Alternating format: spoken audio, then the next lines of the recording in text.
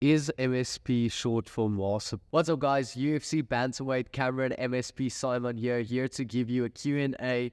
We guys asked you, you can say or ask anything on social media and we are going to answer it today. So here we go. What does a typical day of training and diet consist of for you? Also, would love to see you add some training vlogs to your YouTube channel.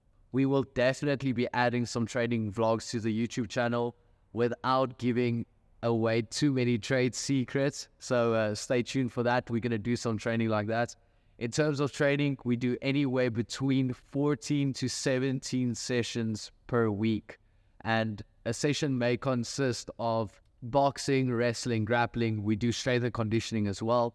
And that is excluding any recovery sessions like stretching and physiotherapy. So it's safe to say that we have quite a full schedule every week. We do strength and conditioning about 3 times a week. We do, our professional pro team training.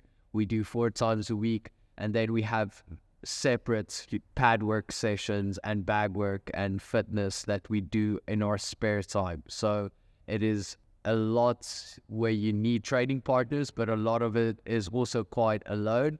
Then it gets lonely. We also have a small gym set up at home. So if I'm not here at the gym, I'm training at home as well. Okay, next one. What is your favorite game meat in South Africa? This is a great question. You know, we enjoy hunting, but we don't hunt just for the sake of it. When I go hunt, I enjoy eating game meat. I eat game meat in my camps as well. It is very protein rich and it's low in calories. It's lower than beef. So I must say that I enjoy eland, and it's quite a nice meat to eat as well. But I also do not discriminate. You know, like we eat ostrich as well. Also a very healthy meat to enjoy. And I would say between eland and ostrich, it's good. It's very good. If you want something that's a lot fattier, like warthog, they make salami of warthog meat, and that's good. That's really good. A warthog salami pizza.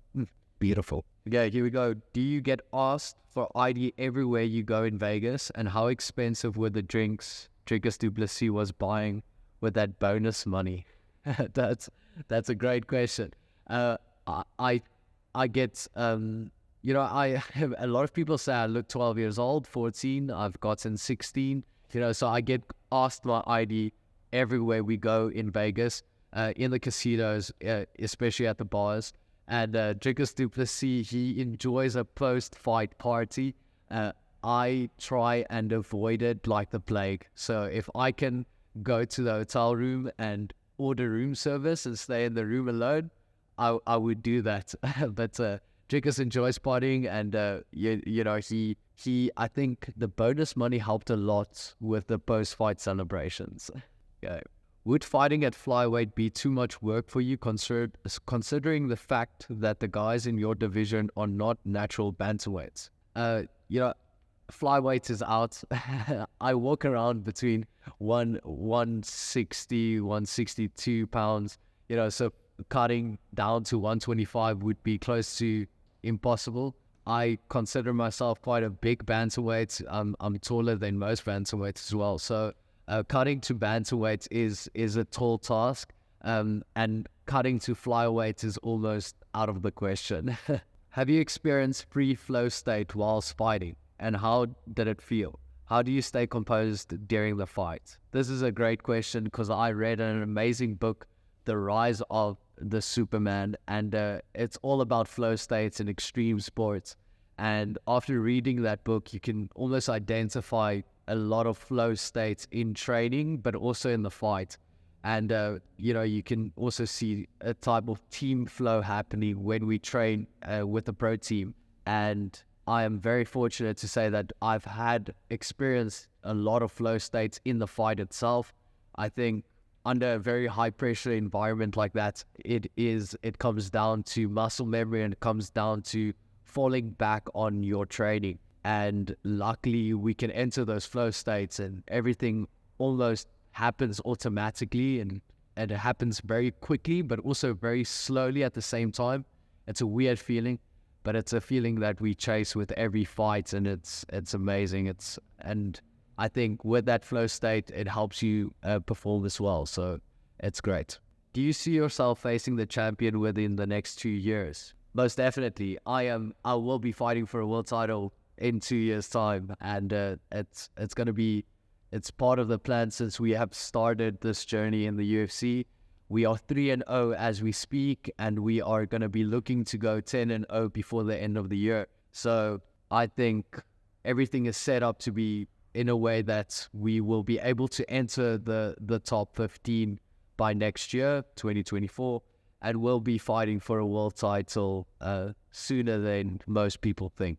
What's your favorite type of music? So I must say that, like I wasn't a massive fan of music when about a year ago, to be honest. Like I'm a very recent music listener, and that's quite weird because I think everyone listens to music, but I would much rather put on a podcast or a YouTube video than listen to music. But I've recently become a big fan of listening to music while we do like mobility and stretching, and obviously when we're training we listen to music as well. So I love classic rock. I love alternative rock as well, and I think my favorite band at this stage is Greta Van Fleet. I walk out with the Safari song from Greta Van Fleet. It's a banger, and I enjoy their music quite a lot. Do you sometimes fear losing your first fight? Most definitely. It's not a secret. I fear losing my first fight. There's a lot of pressure coming with keeping a perfect record, and sometimes there is fears and doubts of losing that perfect record. But I must say that the fears are very small. It's a small feeling, and it only comes and goes. What adds more motivation is that fear. So after the fear comes motivation. You have that fear of losing that perfect record, and then you are motivated to work even harder to try and keep that. And I must say that every single time we fight, we try and fight like we have everything and nothing to lose at the same time. So we're not gonna try and have boring fights and just to keep a winning record, but we'll always go out there and perform the way we must, and have no doubts and no regrets after the fight as well. Where can I get a Cameron Saaiman shirt? Great question. We have been working on a few stuff. It's taking longer than expected, but we want the best and highest quality for our merch. So make sure to stay tuned because it will be announced soon, but it is a work in progress. I have crippling OCD and I'm a massive perfectionist, so we're going to try and get it exactly right. And we are not going to release anything if it's not good quality, if it's not something that we enjoy and wear daily. So we are testing a few stuff, and we'll be making an announcement pretty soon. Why don't you have female fights at Versus when you have events? Okay, so Versus promotions. We have Versus promotions here in South Africa where we do fight nights. So we have on average about 14 fights on the card. We have title fights as well, and it's amazing to have these events. So they're asking why we're not doing female fights. So in the past 5 events, we've had 4 female fights. On the last event, we actually had a female fight fall off because one of the girls got injured, and I'm pretty sure at Versus Fight Night 6 we'll add a female fight as well. So it's always great to have the female fighters join on the fight card. And actually 2 of the Fight of the Night honors in the previous events went to the female fighters. So they're always game, they're always there to perform. So I'm pretty sure we'll have them on for the next one. Top tips for any young boy who wants to train MMA. I must say, the only advice I really can give you is to make sure that you are surrounded by a good team. And, sometimes that's hard to get. There's a lot of guys that are also selling bullshit out there. They try and sell you a program or classes that are not very effective. So I think the safest is come to CIT. If you can, If you're in the area, join CIT. But if you're not in this area, make sure to do proper research on who the coaches are. Make sure that you can trust them, and really just when you start training, train consistently, and I think you'll be on a good path. Cameron, are you truly gay? No, I'm not. I'm not gay. You are gay. Nothing wrong with that, but I'm just not. And I think the reason why this question is here is because there's a meme going around of me kissing my coach. It's a Afrikaans culture thing. Like I kiss my dad. I also kiss my grandfather when I greeted him. It's part of our culture. It's not a very popular thing. I think it's a very old school Afrikaans thing, but it's just a way of showing respect and love for the people that are closest to you. So to answer your question, no, I'm not gay. You go. Favorite part of this trip to Vegas, other than the huge victories, of course. This is great because every single time I have a favorite memory of a trip, and it almost never involves the actual fight and the win. It's always something else that happens on the trip. And this time, it is when we went to Extreme Couture in Las Vegas, and we had Mark Hume, one of our training partners, who were actually invited by Sean Strickland and Chris Curtis to go for sparring. And they sized him up, they were talking shit, they were going back and forth. But when Mark showed up to training, he just absolutely dominated. They did 5-minute rounds. He did 3 of those rounds with Chris Curtis. Sean was fighting Abus that weekend, so he was not sparring. But Mark just did so well. He absolutely ragdolled Chris Curtis. It was amazing to watch. And it was a great entertainment for about an hour's time. And I think everyone in the gym was quite shocked because no one knows who Mark is yet. But they were quite shocked that firstly, he did so well. And secondly, when they found out he's a welterweight, they were, they couldn't believe it. So I must say, that was one of the biggest highlights of my trip so far. Are you expecting to return at MSG? If so, what kind of opponent do you want to face? I would love to fight at MSG in November. Madison Square Garden is such an amazing venue. Some of the best in all of sports have participated there when it comes to boxing, basketball, the UFC. So it would be a massive honor to share the cage with just about anyone. And if I can do that in New York, that would be a dream come true. So I'm definitely going to be pushing hard to be part of the MSG card. It's going to be a sick one for sure.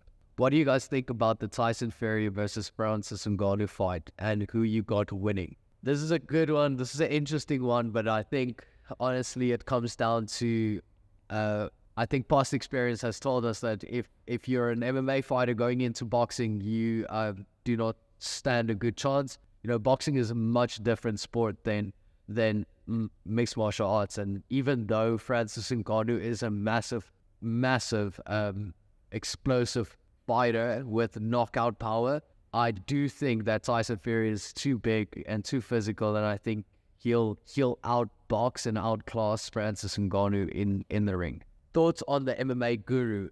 This is a great one. I get so many messages, comments about having the MMA Guru on the podcast. If he visits South Africa, I think that would be great to have him in person. I'm not a big fan of doing Zoom interviews and Zoom, meetups and podcast sessions like that. So I'm personally a massive fan of the MMA Guru. I think his analysis of what he does and how in depth he goes is really, it doesn't go unnoticed. I think he does a lot of research, and I think he is very thorough in a lot of his breakdowns. And I don't think he went. I think his prediction was wrong. Obviously, he went with Robert Whittaker against Dricus du Plessis, but hopefully he becomes bigger fans of Dricus and I as we go along. What is your thought process 10 minutes before and during the walkout? So usually how it happens is they have countdowns. So they have a backstage manager that tells you, listen, you have 12 minutes before you go up, and then 10, and then 7, then 4 minutes. So that helps quite a lot just to make sure that everything is happening the way that it should. and that you are mentally in the right space. So 10 minutes before the workout, I'm just focusing a lot on my breathing. I'm making sure that I am slowing down my heart rate. I am focused on just breathing, maybe just doing some shadow boxing in between just to make sure that everything feels loose. And, in the workout itself, I must say, it's like that, almost that moment where you're on a roller coaster and you dip down and there's almost nothing you can do. That's how it feels to walk out. It's just you walking out, you're excited, you see all these people, you see the lights, and it's this camera in your face, and your teammates are behind you, and there's nothing you can do now. You just need to make the walk, and it's the best feeling in the world. It's absolutely amazing. Okay, and last question, and this is so rude. Anyone ever say to you that you look like a Rumpelstiltskin from Shrek? No, but I understand. I get it. Thank you guys so much for watching. If you like this episode, make sure to comment below. And if you want us to do this again, and you guys have any interesting questions for myself or even for the team, it would be amazing to have you guys post those. So thank you guys so much, and make sure to subscribe. Enjoy. Cheers.